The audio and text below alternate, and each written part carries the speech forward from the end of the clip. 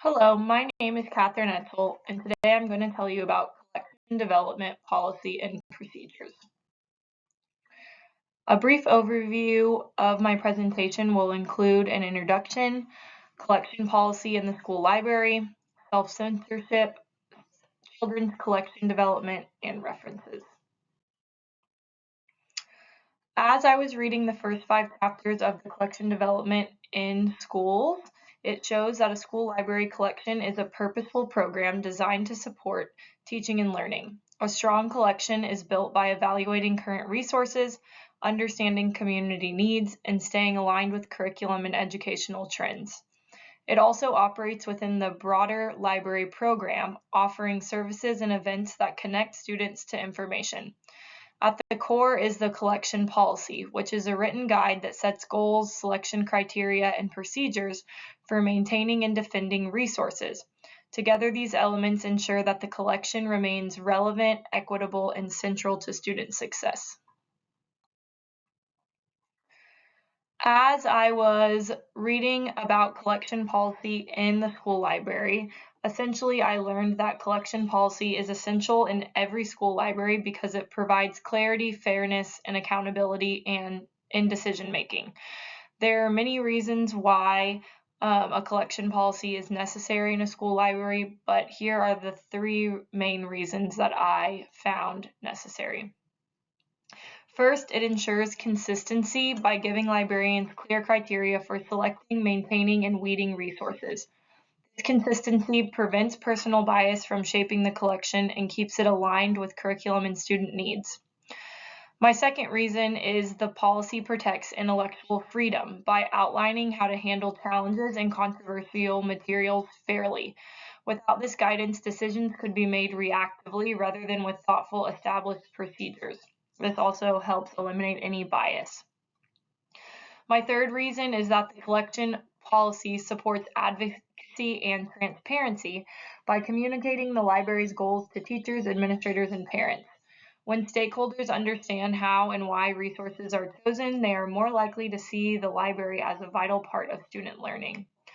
In Mardis's 2021 book, she explains that the policies serve as a written framework that guides the ongoing development and evaluation of the collection, making them an indispensable foundation for a strong library program. And that came from the class textbook.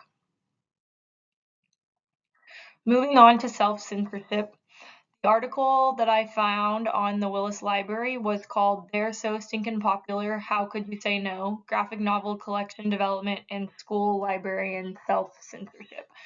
The article was written in 2020.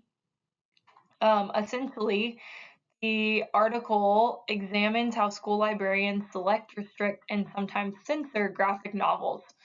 The study is based on interviews with 20 elementary and middle school librarians and highlights how graphic novels, although are highly popular with students, are often treated differently from traditional books in collection development decisions. The problem with self-censorship, according to this article, is that it limits students' access to diverse and engaging materials. Librarians, often out of the fear of challenges from parents, community members, or administrators, may restrict or avoid purchasing certain titles. This practice undermines intellectual freedom and can prevent students from encountering stories that reflect their lives or expand their perspectives.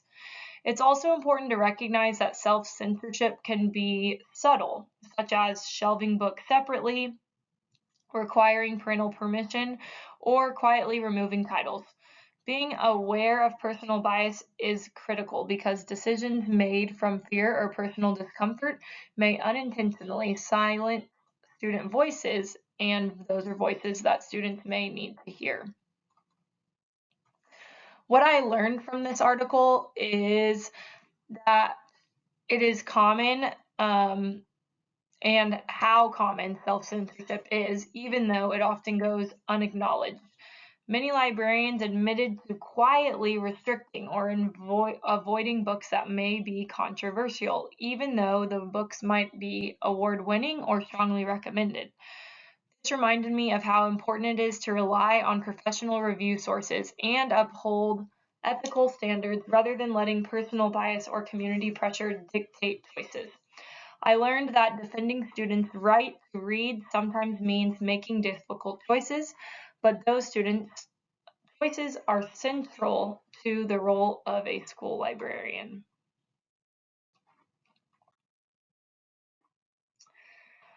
After reading the article, Children's Collection Development, Good Books or Books Kids Like, from this article, I read that children's collection development is important to build a library collection that is both diverse and developmentally appropriate. The article emphasized that children's collections should reflect a wide range of perspectives, cultures, and experiences while also carefully evaluating for quality and age. I also learned that professional reviews and selection tools are essential for making informed choices rather than relying on personal preferences or convenience. The impact that the learning I took from this article will have on my future library collection reinforces the need to be intentional and proactive when selecting materials. I will be sure to make it a point to seek out books that represent all students, including those from marginalized or unrepresented backgrounds. I will rely on professional reviews and establish selection criteria to help me choose high quality material and avoid self censorship based on my own personal bias. Overall, I will approach collection development as an ongoing process of evaluation and reflection to ensure that my library remains both inclusive and relevant to my school community. And lastly, here are the references from the textbook and the two articles that I used to gain this information. I hope you enjoyed my discussion. Thank you for listening.